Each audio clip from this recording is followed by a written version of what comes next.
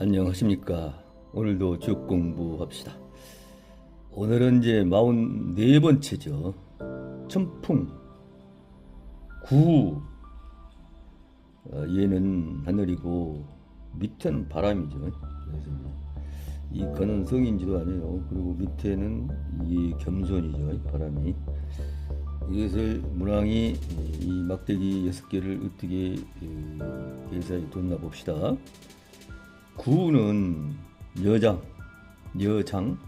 물용, 친여라. 이게 만날 구, 계집여, 식식할 장이죠. 그래서 구라는 것은 만난다는 것은 식식한 여자다. 여자를 만나는 거다. 물용, 친여. 여자를 취하면 절대적으로 안 된다. 이것을 이제 공자가 뭐라고 설명했나 봅시다. 공자는 또 구는 만나는 거다. 그렇죠? 여기서 구는 여장이라 했으니까 구는 만나는 거다. 우, 강야라. 부드러움이 만나는 건데 강을 만나는 거다 그랬어요. 그러니까 이 개성을 보면 이 부드러움이 밑에 택개 아니요? 아니 택개란다. 품개. 이게 우주 육가로 보면 이게 장녀죠. 장녀. 그래서 이 유라는 것은 이 초요가 음 아니에요. 이 음이 부드러운 것이 5개의 양을 만난다. 이것을 이야기하는 거죠. 우리가 지난번에 공부한 것이 43번째 공부한 것이 이 도전계죠. 이 천풍 국기 도전계 택천 캐를 배웠었잖아요.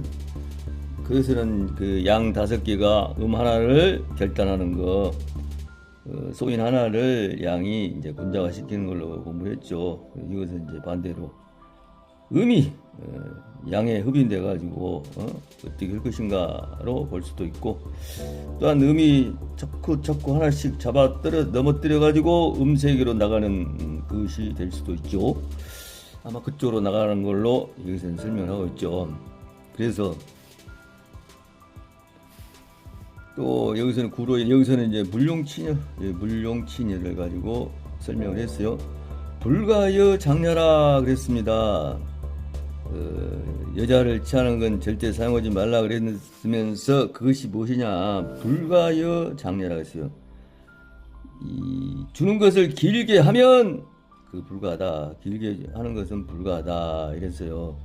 그러니까 이제 왜 그러냐? 아까 설명했듯이 계속 음이 늘어나기 때문에 그러죠. 소인지도가 계속 늘어나니까 이게 이제 12격계술로 한번 봐보면 이 국계가 지금 5월 망종 하지의 천풍 구죠. 그래서 여름인데 지금 이 천풍, 그러니까 음이 하나인데 다음에 6월계 가면 소서 대서에 천산이 나오죠. 천산에서 음이 이제 2개로 늘어나잖아요. 그 다음에 7월 가면 이제 이 빗기가 오잖아요. 우리 주역이 태빗기 올리라 그랬죠. 그래서 음과 양이 반반씩 이렇게 늘어났죠. 그 다음에 8월 가면 음이 하나 더 늘고, 그 다음에 9월 가면 또 밖에가 오죠. 그래서 이제 음이 이렇게 하나씩 늘어난다는 얘기죠. 10월 가면 이제 중지 공계로 이렇게 되죠. 그래서 이것을 이야기한다. 계속 음이 늘어난다. 음이 길게 간다. 이것을 이야기했어요. 그래서 절대적으로 사용하면 안 된다는 얘기죠. 이것을 동주의 마지막 왕 유왕이 포사를 어디서 얻어왔잖아요. 얻어와가지고 걔가 그냥 유왕을 유혹해가지고 한 대를 사서 이 정비까지 탐을 내는 그런 상황이잖아요. 그래서 그 여자를 취하면 안 된다. 그렇게도 이야기할 수가 있겠습니다. 그래 놓고 이제 공자께서 자기 나름대로 또 부연 설명을 예를 들면서 설명했어요. 천지상우 품물 함장야라 그랬습니다. 하늘과 땅이 서로 만나는 거다. 말하자면 이 구라한 게 그렇다는 얘기죠. 그러면서 품물 함 장. 그래서 이제 천지가 상호 만나는 것이 또 이 품물로도 설명했잖아요. 품물. 이 물이란 것은 우리가 이 세상에 있는 사람 포함해가지고 모든 각기 다른 모든 것을 이야기한다. 이렇게 볼 수가 있죠. 그 다음에 이제 다음 장에 모두가 그것도 빛나게 그냥 함께 만나는 것이 아니라 빛나게 만나야 한다는 얘기야. 빛나게 만난다는 얘기는 우리가 천지 지도를 이야기하잖아요. 그래서 만나더라도 이렇게 성인 지도로서 만나야 한다. 이렇게 이야기를 했습니다. 그 다음에 강우 중정 천하 대행야라 그랬어요. 강이 중정을 만난다 그랬죠. 그 중정이란 것은 여기서 이야기하면 계산으로 이야기하면 이 강이니까 양계 아니에요. 양효가 5개가 2효가 중이고 아니 정이고 이 5효가 중이잖아요. 중정, 중도, 정도라 그러잖아요. 그래서 이 군자, 이 5효는 성인 아니에요. 그래서 강이 중정을 만났다. 그것이 뭐냐? 천하 대행진이라 하늘 밑에 있는 것이 크게 나가는 거다 그랬네요. 그러니까 이 강이 중정을 만났으니 천하가 크게 나감이 맞잖아요. 그것을 이야기한다. 그 다음에 마지막으로 구지시이라 그랬어요. 구라는 것은 옳은 시성이다. 이 지역에서는 이 때시자를 이 물질 시간으로 보는 게 아니고 그때의 마땅함이잖아요. 그래서 그때 옳은 마땅함이다 그랬어요. 구라는 것이. 그렇기 때문에 대이제라 크도다 하고 감탄사를 집어넣었죠. 그러니까 시성 이것이 우리가 인간 살아가면서 제일 중요하죠.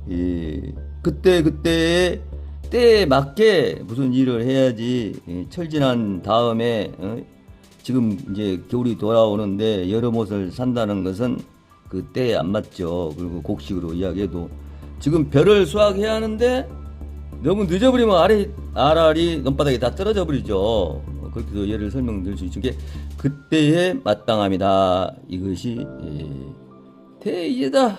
굉장히 크도다 하고 공작께서 마무리했습니다. 그러면 또 초효로 가봅시다. 초육은 개, 우, 금리, 정길, 유유왕, 견흉, 리시, 부, 촉이라 그랬어요.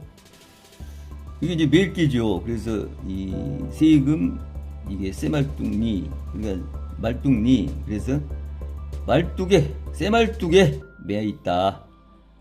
그러면서 정길 매 있어도 바르게 하면 결할 것이다. 유유왕 나갈 바가 있다. 보통 우리가 이 유유왕어를 많이 공부했죠. 근데 여기서는 유유왕이라고 했네요. 이 유유왕은 우리가 성인지도로서 나가면 이로다는 뜻으로 많이 썼죠.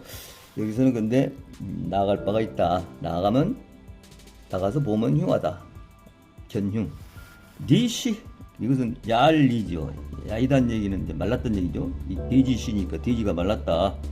이것을 지역에서는 돼지를 신하로 보죠. 임금을 모시기 싫어하는 신하. 그를 리시. 그다음에 부척촉. 믿음이 있어서 날뛴다. 이렇게 해석이 되겠어요. 이것도 초육이니까 초육에서는 우리가 나가면 불리하다라고 했다. 잠룡 불용으로 배웠잖아요. 금계에서. 그래서 공부하고 수양하고 덕성 쌓아야지 나가면 안 된다. 그래서 견흉. 이것을 이제 이 포사 유황 첩 포사의 예를 들면 포사가 유황을 잘 다스려 가지고 이제 환심을 사 가지고 정비를 몰아내고 그래서 자기가 이제 정비가 되는 그 과정이 있잖아요. 그래서 아주 신하가 왕을 이제 처치하고 자기가 왕이 되려는 거, 그래서 신하 왕을 모시지 않으려는 걸 이제 니시로 배웠고, 그 다음에 믿음, 밑불부는 그 유황을 믿고 그 포사가 날뛴다. 이렇게도 해석이 되겠습니다. 구이는 포유어 무구 분리빈. 이게 쌀포죠. 쌀포 이슬류 고기요. 고기를 그 포 안에 있다 이거죠. 그래서 이걸 포사로 이야기하면 임신했다 포사가. 그래서 무구라는 것은 이 얘기가 뱃속에 잘 있다로 해석도 되겠죠. 분리빈이라. 이것은 이제 본인이 지금 첩으로 있어서 아주 불리할 수도 있다는 생각을 갖고 있을 수도 있고, 아니면 주위에서 보사가 그렇게 날뛰고 있는 것이 아마도 불리할 수 있다. 그래서 이제 이 빈이랑은 손빈자인데 다른 나라에서 온 여자니까 손님 빈자를 썼다, 이렇게도 이야기할 수 있겠죠. 구삼은 둔무부 기행차저 려무대구라 그랬어요. 이게 이제 엉덩이 분자네요. 둔무부. 그래서 이제 피부 보니까 엉덩이에 살이 없다 이거죠. 그 기행 여기서 머물거릴 차로 썼죠. 나가는 데 있어서 머뭇거린다. 그러니 이태롭다. 그러나 크게 이태롭지는 않다. 이렇게 이야기를 했어요.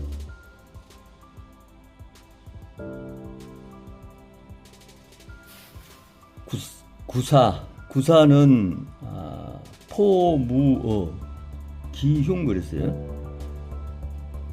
그러니까 지금 포 안에 고기가 없다. 그래서 일어나면 흉하다 그랬네요. 그래서 이것도 이제 그 포사 이야기를 해보면, 이제 포사가 처음에 와가지고 환심을 사가지고 임신을 여기서 했었죠. 임신을 구이에서 했는데 이게 너무 날뛰다가 기흉, 그러니까 날뛰다가 흉이 온다는 얘기는 그 여자가 날뛰다가 뱃속에 있는 애를 유산했다고 하죠. 그것을 비유해서 이야기했다, 이렇게 보면 되겠어요. 구호는 이기, 포과, 함장, 유운자천.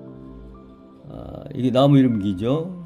나무 이름기, 이게 쌀포니까 나무 이팔로 오이를 쌌다. 오이과니까 오이를 쌌다. 여자가 남자의 이야기를 하면 여자가 남자한테 폭 쐈다, 이렇게 보죠. 그것도 임신으로도 볼 수 있다고 하죠. 그리고 함장은 우리가 그 중지 공기에서도 배웠죠. 이거 밝은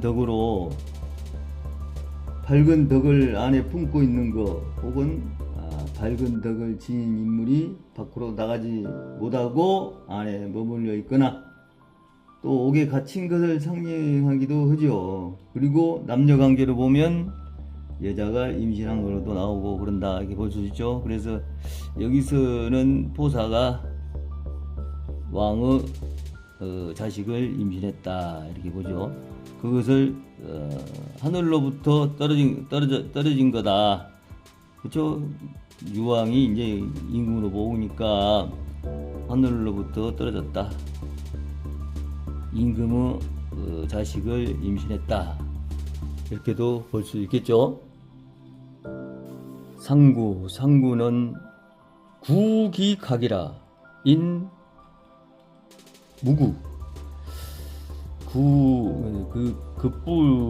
이 구라는 것은 그 뿔이다. 그러니까 인색하다. 이게 상구 아니에요. 그러니까 동물의 뿔 꼭대기 올라앉았으면 우리 상구가 항룡유해 아니에요. 끝까지 올라가서 이제 갈 자리가 없잖아요. 그래서 포사 예를 들면 포사가 이제 한없이 올라갔죠. 그래서 끝까지 올라갔으니 무탈하지만 인색하다, 이렇게 이야기를 할 수 있죠. 여기 이제 역사를 보면 그 유왕이 전처 이 보사 말고 처음에 있는 왕비의 그 아버지, 이게 말하자면 장이죠. 이제 그 폐입이 시키고 나서 그 장인이 가만 안 있었죠. 용족들고 이만 아파가지고 이 유황을 잡아 죽였잖아요. 이야기를 하고 있다 하면 좀 이해가 갈까요? 더어지간 이 상구는 구기각 인색하지만 무탈하지만 인색하다. 끝까지 갔으니 이제 그 역사로 이야기하면 아까 이야기했지만은 유황이 마지막에 생을 마감한 그것을 이야기하고 있다. 이렇게도 볼 수 있겠습니다. 이렇게 해가지고 오늘도 천풍국계의 44번째의 계를 공부해봤습니다. 같이 해줘서 대단히 감사합니다.